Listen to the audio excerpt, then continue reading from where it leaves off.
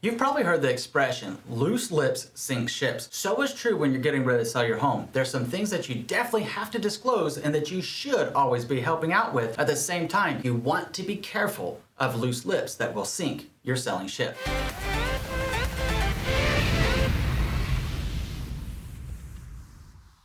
My name is Andrew Finney, and my passion is helping you make sense of real estate. If you need help finding a top agent where you live, or if you simply want to drop me a line to say hello, my contact info is below. If you're new here, please go ahead and subscribe to this channel now and like this video. Thank you. All right, my friend, let's take a closer look at this. In reality, in real estate practice, I have represented both buyers and sellers and watched this unfold itself with these different things that led to either a deal collapsing because of non-disclosure or resentment starting to be bred between a buyer and a seller because there wasn't open and honest communication. A seller later regretting something that they said, maybe like, hey, you know what? I know I'm listed for $500,000, but I'll take $475, and then getting upset when the buyer comes in and offers them $450. So we want to keep away from this type of stuff, and the best way to do that is by knowing what not to say when you're selling your house. The first thing you don't want to say is, our house is in perfect condition. There has never been a more beautiful, majestic home anywhere in the world. Okay, maybe that's a little extreme. Maybe that's an exaggeration. But seriously, you don't want to tell somebody your house is in perfect condition. What happens when you get that home inspection report? Or what happens if a buyer decided not to perform a home inspection report based upon your word? It could backfire and it could come up into a problem as they're walking through their home. They're like, hey,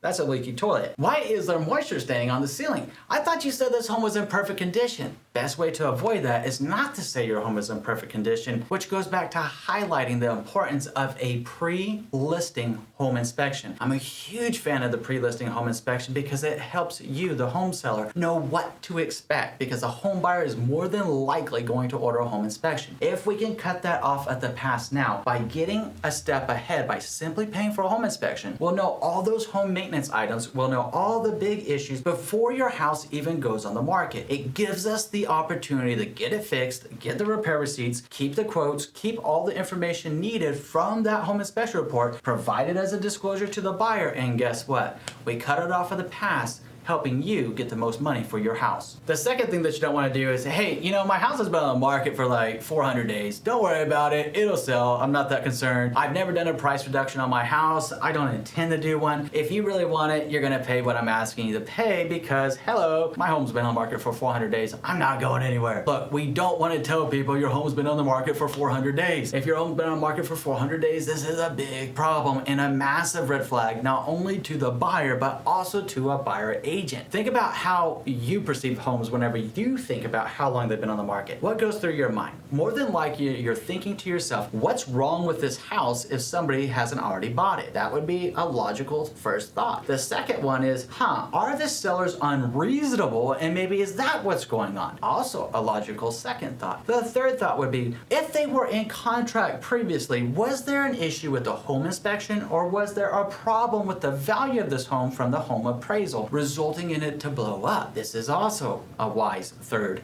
thought process. The fourth one is, why haven't the sellers done any price reductions? Are they not serious here? Or are they being unagreeable here? These are thoughts that go through a buyer's mind all the time when they see the days on market. Depending on how fast-paced your market is in your local area, maybe a home is generally on the market for 3 or 4 weeks, right? If it goes beyond that, buyers start to wonder, what the heck? Why hasn't this home sold? What's going on with it? You don't want to tell people your home has been on the market for 400 days, all right? A good buyer agent's already gonna know how long your home's been on the market. We don't need you to broadcast it out there and shooting yourself in the foot at the same time. The third thing that you don't want to say is, we've never had a problem with anything in this home. Okay, this is life. Let's be honest. Let's be real here. There's always a problem with something. Even with your car, you bought it brand new, there's still gonna be a problem with it 2 to 3 years later, and more than likely in the first year, you had to get a what? An oil change. It's not necessarily a problem, but you had to get it addressed. You had to perform maintenance on that vehicle. What happens if you pop a tire? Well, that's technically a problem and you had to replace that tire. Well, homes are so many more components than even a car. So with the home, there's going to be something at some point in time that's going to be problematic, or something that pops up and arises that we did not expect. Please stay away from the terms, we don't have a problem with, or we never had a problem with X, Y, and Z. It's best to work with your trusted real estate advisor and simply not have this conversation. Remember that loose lips do sink ships, and in this case, the ship is your dreams sailing away from you whenever your home doesn't sell. This also highlights the importance of your disclosures. You want to make sure that you're making open, honest disclosures to the best of your knowledge since the time that you lived there. Doesn't matter that you didn't have a terrorist targeting your house. I mean, these things are really extreme that I'm talking about in this video to help illustrate this point. The reality is that buyer's probably going to have a home inspection. And if you said you didn't have a problem with the water heater and then the home inspector goes in and said, hey, there's a problem with the water heater. Hey, we never had a problem with the HVAC system. Home inspector goes in and say, hey, guess what? HVAC is broke. These are problems and it's going to cause you an embarrassing moment and it could lead to potential liability on your side if you're not careful. So please work with your trusted real estate advisor to safeguard your own best interest. The fourth thing not to say is we always wanted to renovate a certain aspect of this house. When you start saying that I wish we would have renovated this and you've been there for 10 to 12 years, if we put our buyer thought process on, what would that signify to you? You're probably thinking, well, if they wanted to do it, there had to be a reason why they wanted to make that renovation. Why did they want to make that renovation and why didn't they do it yet? So you as a buyer now are probably thinking, hey, you know what? If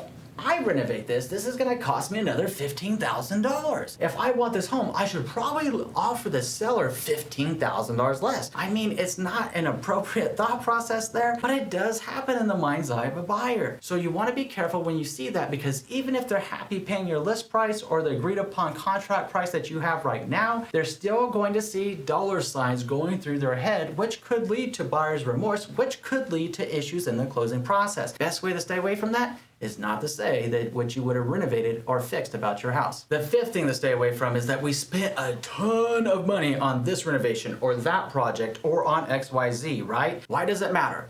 Only person that one matters to is the person that paid that price, which is you. I hope you enjoyed it. I hope you had a good time with whatever it is that you spent all that money on. But in the mind's eye of a buyer, they're like, okay, cool. I'm glad you spent a lot of money on that. Why are you telling me? It's not going to make the house worth any more or less money unless it had a meaningful return on investment through your home improvement that you may have done. So why share with them, hey, you know, I bought that Sherwin-Williams paint over there and that actually has like a built-in UVB layer in there and it cost me an extra $60 per gallon. They're probably being thankful that you bought the specialized paint for your area. In this case, the paint that I'm referencing obviously would go in like Las Vegas or your desert states. At the same time, don't think they cared that you spent an additional $60 a gallon. You could have been sufficient with just saying, hey, by the way, when we repainted the exterior of this house last, we added a protective coating to the exterior that's going to act like sunscreen for the paint and help your paint last longer. Buyer's going to say, hey, you know what? Thank you. It would have increased the price tag in their own mind's eye. There was no need for them to know how much you spent or didn't spend on the product. Make sure that you're not telling people, we spent a huge amount of money on this, a huge amount of money on that. Just because it was your taste and it was your thing doesn't necessarily mean it's going to be your buyer's taste and they might feel a little put off by the statement. Let's keep everything moving smoothly so that we can get that offer on your house, a smooth and efficient closing, and see you on to your next destination. The sixth thing not to say is I'm not taking less than X amount for my house. That's it. That's my bottom. I'm not doing it. Too bad. So sad.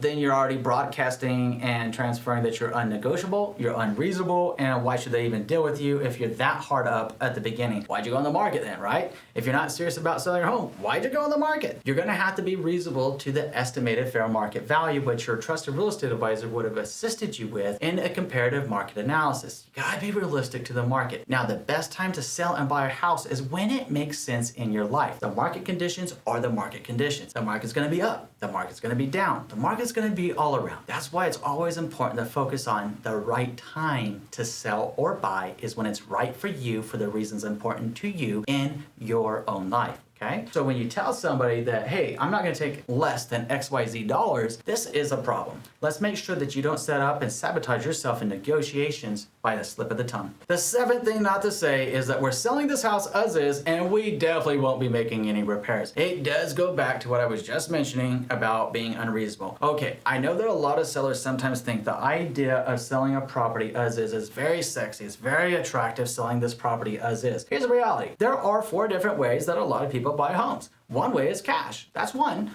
2 is conventional. 3 is an FHA loan. 4 is a VA loan, and in the rural areas of the country, a USDA loan. Why did I bring this up, do you think? It's because of the reality that there are lending requirements that have to be done to that property pursuant to lending guidelines for a buyer to be able to get that loan and actually fund on that loan so they can close on your home and you can walk away with that money. Consider something like one of these things that we see here in Las Vegas, Nevada have to do with the water heater. It never ceases to amaze me, but around the water heaters here in Las Vegas, we have to have what essentially looks kind of like a seat belt around it called a seismic strap. It's in case that we had some kind of California style earthquake or something that would have that come undone, have the water heater blow up and cause a big problem for everybody, right? But if you said, hey, I'm selling this house as is, I'm making no repairs, then right there out of the gate, any federally insured loan like a VA or FHA loan is going to say, hey, if you don't fix it, we can't lend on it. This is a problem. If you're saying, hey, I'm not going to fix anything, that's major, like an AC in a desert state or a heater in a colder state, again, goes back to lending requirements. You're shooting yourself in the foot. It's best to take it with temperance. It's best to take a breath, and it's best to be realistic and open up your home to all financing types by understanding what you might be required to do after a home inspection. The last thing that I'd like you to think about under this point is if you were buying your new home, because let's face it, you're selling your house now, right? When you buy your new home, would you like somebody doing that to you? And if the answer to that is no, then why would you do it to somebody else? Real estate and life is not all about, hey, how much can we take from somebody? It's not all about get for me.